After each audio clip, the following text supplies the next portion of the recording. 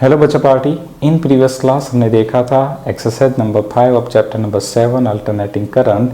In this class बच्चों हम देखने वाले एक्सरसाइज नंबर 6। अब देखिए जैसे कि हमारा एक्सपीरियंस रहा है कि एक्सरसाइज जब से हमने स्टार्ट की है काफ़ी स्ट्रेट फॉरवर्ड और फॉर्मूला बेस्ड एक्सरसाइज है, तो ये भी सिमिलर ही फॉर्मूला बेस्ड एक्सरसाइज होगी। तो चलिए जल्दी से स्टार्ट करते हैं।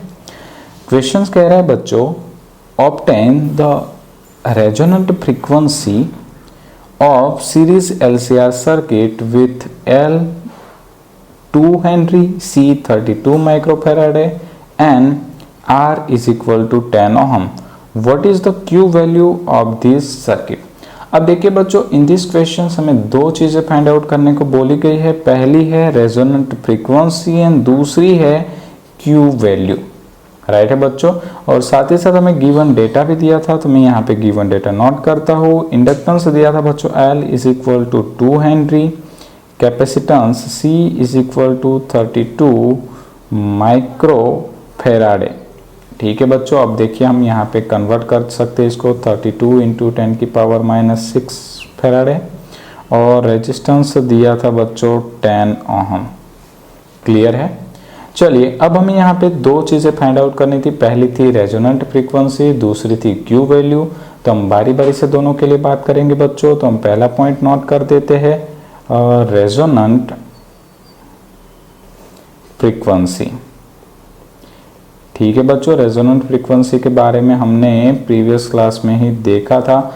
रेजोनेंट फ्रीक्वेंसी का बच्चों एक फॉर्मूला होता है omega R is equal to 1/√LC।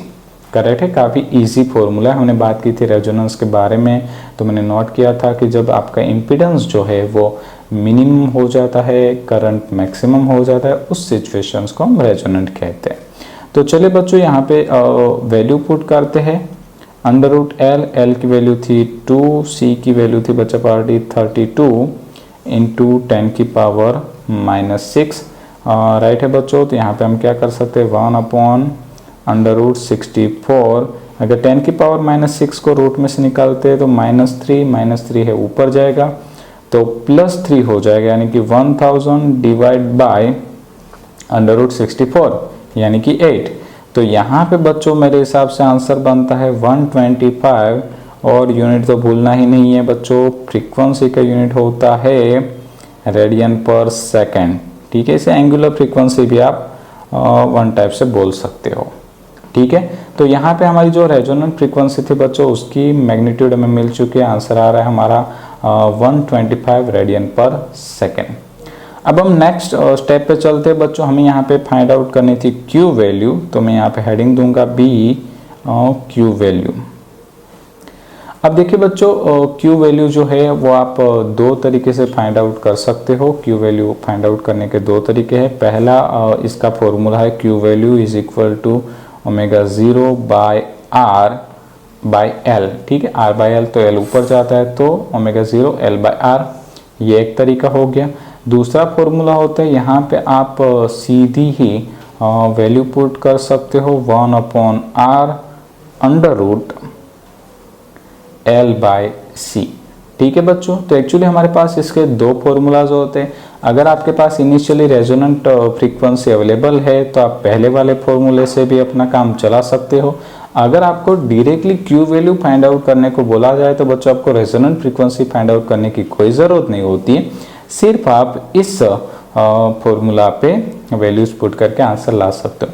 दूसरी एक इम्पोर्टेंट बात आपको बता दूं यहाँ पे बच्चों की, काफ़ी बार गुजकेट में ये क्यू वैल्यू का क्वेश्चन आता है कि क्यू वैल्यू किस पर डिपेंड करती है, रेजिस्टेंस, इंडक्टेंस, कैपेसिटेंस या दिए गए सभी, यानी कि ऑल। तो नोट करिए बच्चों, यहाँ पे आप इस फॉर्मूला में देख सकते हो कि यहाँ पे जो आपकी क्यू वैल्यू है वो तीनों पे डिपेंड करती है, यानी कि R, L और C पे।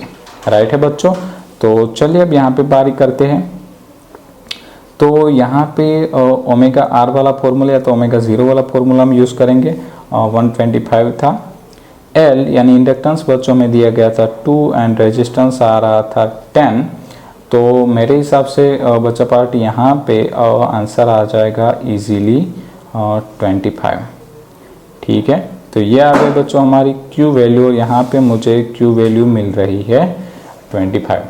और इसी के साथ बच्चा पार्टी ये क्वेश्चन यहाँ पर फिनिश होता है। आई विश आपको मज़ा आया होगा और काफ़ी ईजी लगा होगा। इन नेक्स्ट क्लास बच्चों हम मिलेंगे एक्सरसाइज नंबर 7 के साथ। Thank you.